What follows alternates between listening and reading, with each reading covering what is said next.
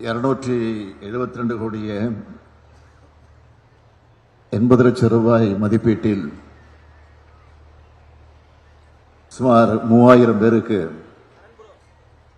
வேலைவாய்ப்பை வழங்கக்கூடிய 400 கில்நெட் படகுகள்,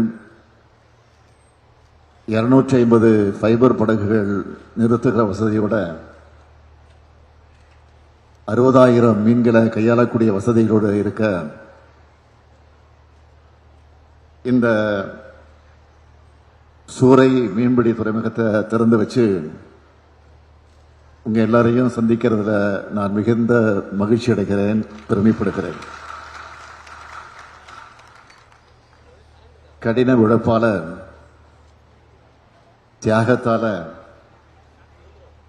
நம்முடைய பண்பாட்டோட ஒரு அடையாளமாக இருக்கக்கூடிய மீனவர் தோழர்களுடைய வளர்ச்சிக்கு இந்த துறைமுகம் பெரும் வாய்ப்பா இருக்கும் என்று நான் நம்புகிறேன். சென்னையோட வளர்ச்சியில பழவேற்காட்டிலிருந்து கோவலம் வரைக்கும் மீனவ கிராமங்களோட பங்களிப்பு மிக மிக முக்கியமானது.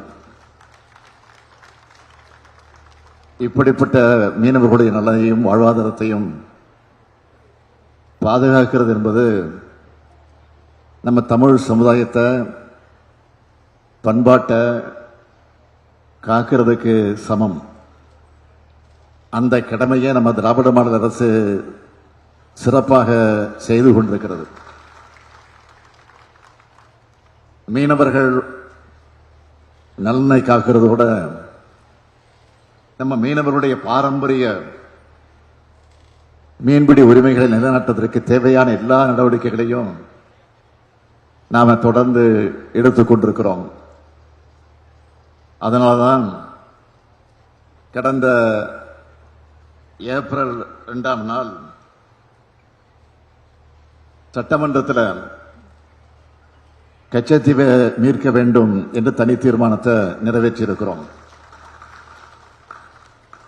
கச்சத்தீவை மீட்பதற்கான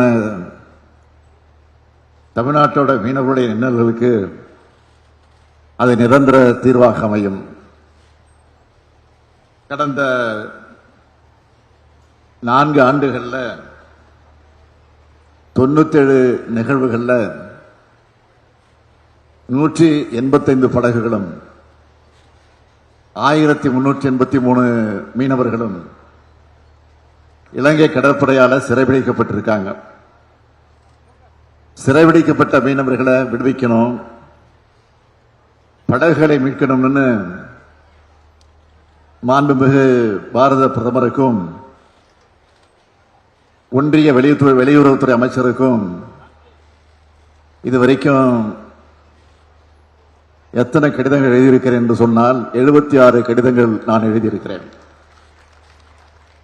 அது மட்டுமல்ல, நேரில் சந்திக்கிற போதெல்லாம் தொடர்ந்து நான் வலியுறுத்தி கொண்டிருக்கிறேன். அதேபோல் திராவிட முன்னேற்ற கழகத்தினுடைய நாடாளுமன்ற உறுப்பினர்களும்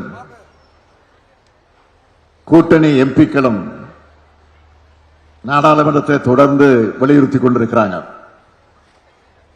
இப்படி உரிமை குரலை எழுப்பின காரணத்தால தான் இதுவரைக்கும் 1354 மீனவர்கள் விடுவிக்கப்பட்டிருக்கிறாங்க.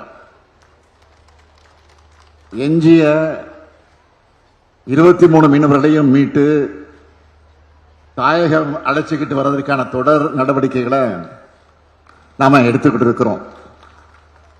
இந்த நிலையிலும் 2018ஆம் ஆண்டு முதல் சிறைபிடித்த 229 படகுகள் இலங்கை அரசு இதுவரைக்கும் விடுவிக்கல. ஒரு பக்கம் அவற்றை மீட்பதற்கான அரசியல் போராட்டத்தை நாம தொடர்ந்து நடத்தி கொண்டிருந்தாலும் இதனால் மீனவர்களுடைய வாழ்வாதாரம் பாதிக்கப்படக்கூடாதுன்னு மயிலாடுதுறை, நாகப்பட்டினம், புதுக்கோட்டை, தஞ்சாவூர், ராமநாதபுரம் மற்றும் தூத்துக்குடி மாவட்டங்களை சார்ந்த 129 விசைப்படகு உரிமையாளர்களுக்கு தலா 5 லட்சம் ரூபாய் வீதமும் 26 நாட்டுப்படகு உரிமையாளர்களுக்கு தலா 1,50,000 வீதம்னு 6,84,00,000 ரூபாய் வழங்கி இருக்கிறோம். செய்திகளை உடனுக்குடனும் துல்லியமாகவும் தெரிந்து கொள்ள சப்ஸ்கிரைப் பண்ணுங்க.